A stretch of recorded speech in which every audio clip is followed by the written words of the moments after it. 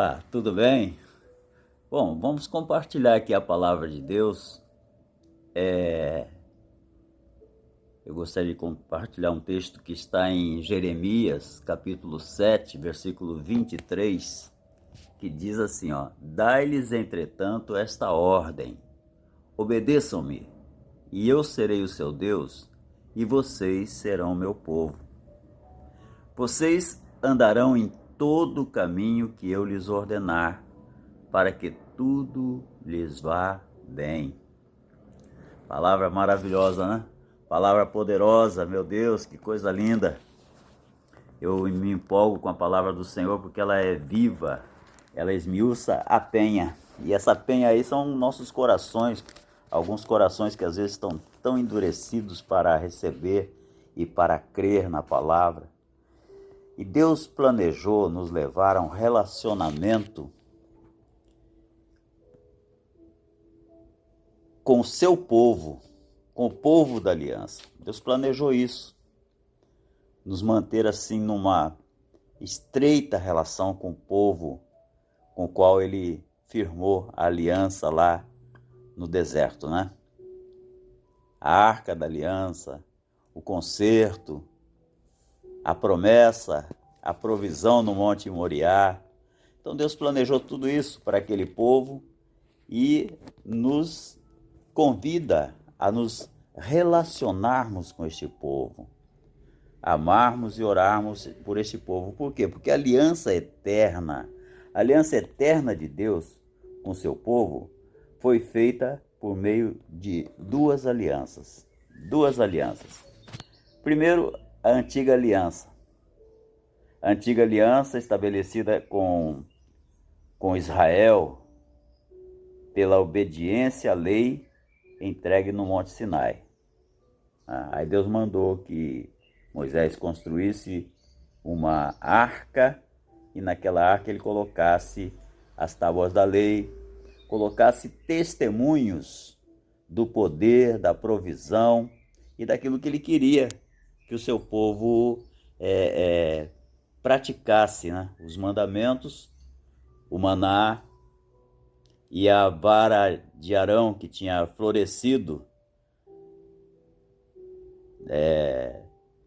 testificando, Deus confirmando o ministério, o sacerdócio de Arão, né? Então foram os três elementos que foram colocados na Arca da Aliança. Então essa aliança foi entregue, a lei de Deus foi entregue lá a Moisés no Monte Sinai. E agora tem uma outra aliança, que é a nova aliança.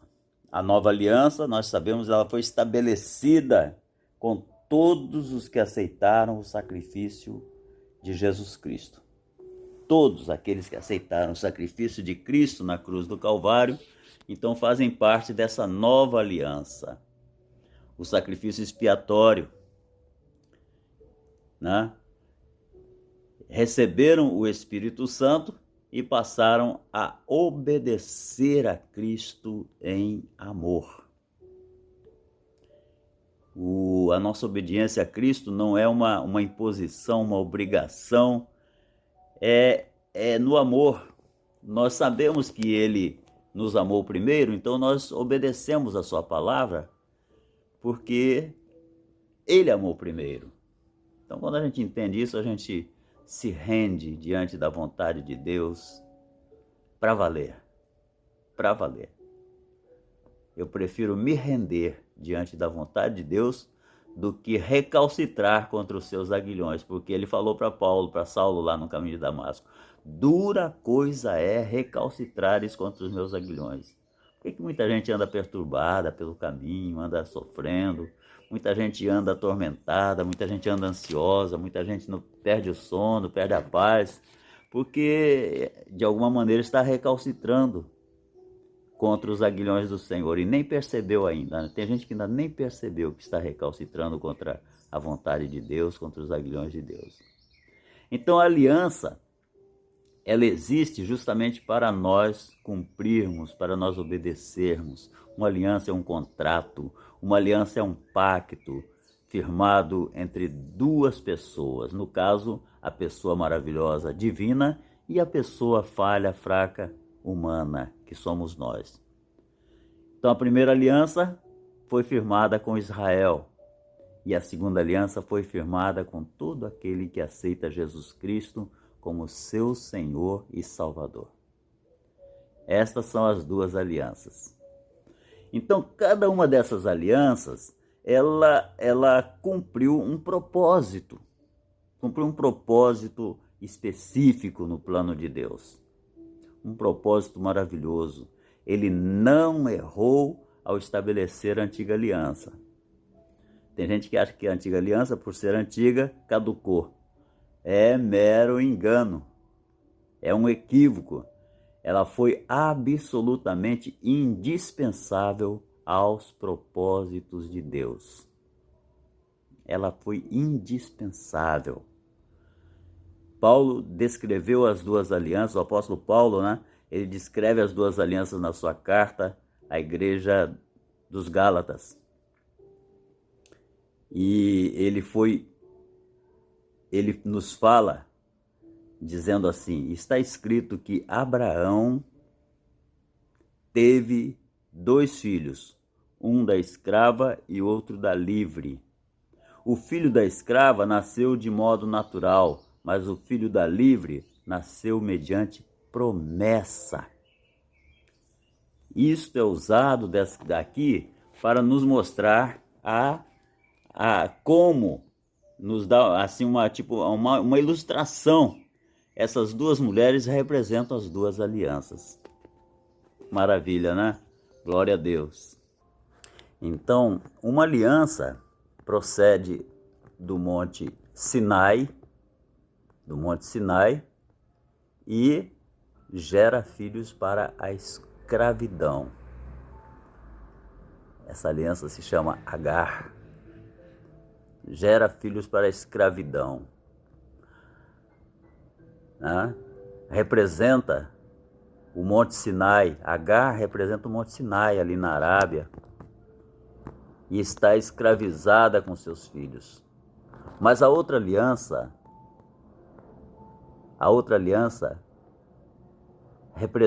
é representada pela Sara, é a Jerusalém do Alto. É a Jerusalém do Alto, é livre, é a nossa mãe. Não venha achar que eu estou dizendo que Sara é a nossa mãe, não. A aliança que ela representa, que é a nossa mãe. A aliança que Sara representa, a aliança da liberdade, a aliança da certeza absoluta de filhos. Então a Jerusalém do Alto é livre. Paulo fala isso lá em Gálatas capítulo 4, versículos 22 ao 26 e depois no versículo 31. Eu vou colocar aí no rodapé do nosso estudo esses textos para que você fique bem situado, né? Então, a aliança que Paulo menciona. E ele diz no versículo 31, portanto, irmãos, não somos filhos da escrava, mas filhos da livre. Filhos da livre. Então, na casa de Abraão, o pai de todos os que creem, nasceram 2 filhos. Nasceram 2 filhos. O Ismael, da Agar, e o Isaque, de Sara. O Ismael, da escrava, e Isaque, da livre. A mulher livre. Ismael, ele nasceu da carne, da vontade do homem, com consentimento de Sara, né? Mas foi da vontade do homem. E o Isaque nasceu por meio da promessa e do poder de Deus. Bem diferente, né? Isaque nasceu por meio da promessa e do poder do nosso Deus. E o apóstolo Paulo comparou a antiga aliança a Ismael, que era dependente da carne e da vontade do homem. E comparou a nova aliança a Isaque, que é baseada na fé e no poder vivificador do Espírito Santo. Você se lembra lá que Abraão já estava bem velho, e Sara também. E Sara já tinha passado, ela tinha sido estéril a vida toda, e agora com quase 100 anos, ela não tinha mais condições de gerar. Nunca teve, muito menos se aproximando dos 100 anos, né? Então foi milagre, foi agir de Deus. E esse agir de Deus nos reporta o sacrifício da cruz, o sangue da nova aliança, né? Louvado seja o nome do Senhor. Então nós ficamos vendo aqui como Deus age com poder, como Deus faz maravilhas, como Deus tem um cuidado especial para com aqueles que escolhem o Filho da Livre. Jesus Cristo nos libertou e nos fez filhos da aliança da liberdade. Louvado seja. Bom, eu falei que aliança significa pacto, contrato. E para que haja um contrato, tem que haver dois contratantes, né? Tem que haver duas pessoas, duas partes envolvidas. O próprio fundamento da aliança depende de ambas as partes permanecerem fiéis aos termos do acordo. Então a aliança, ela é um contrato entre duas pessoas e há necessidade de que ambos permaneçam fiéis. Deus permanece fiel para todo sempre. E nós, quando entendemos o valor do sacrifício, o sangue derramado, o sangue da nova aliança, também vamos procurar ser fiéis. Como diz a palavra de Deus, ser fiel até a morte e eu te darei a coroa da vida. Ser fiel até a morte e eu te darei a coroa da vida. Então, a antiga aliança que Deus estabeleceu com Ismael dependia da obediência dos israelitas à lei. O Senhor revelou a lei e os seus mandamentos por meio de Moisés, ordenando a Israel: obedeçam-me e eu serei o seu Deus e vocês serão o meu povo. Vocês andarão em todo o caminho que eu lhes ordenar para que lhes vá bem. Era impossível para o ser humano, em seu estado pecaminoso, guardar integralmente a lei e obedecer todos os mandamentos de Deus. Impossível. Mas, mesmo antes de Moisés descer do Monte Sinai, com as tábuas contendo os 10 mandamentos, né? Mesmo antes, o pessoal já estava adorando uma imagem, já estava quebrando a aliança.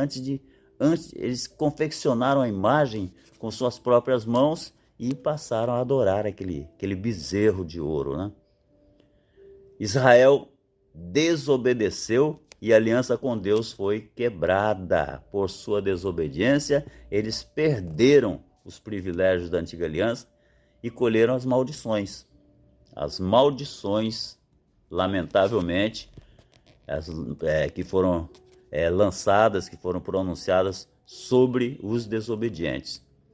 Então, pela sua desobediência, eles irritaram o Santo de Israel.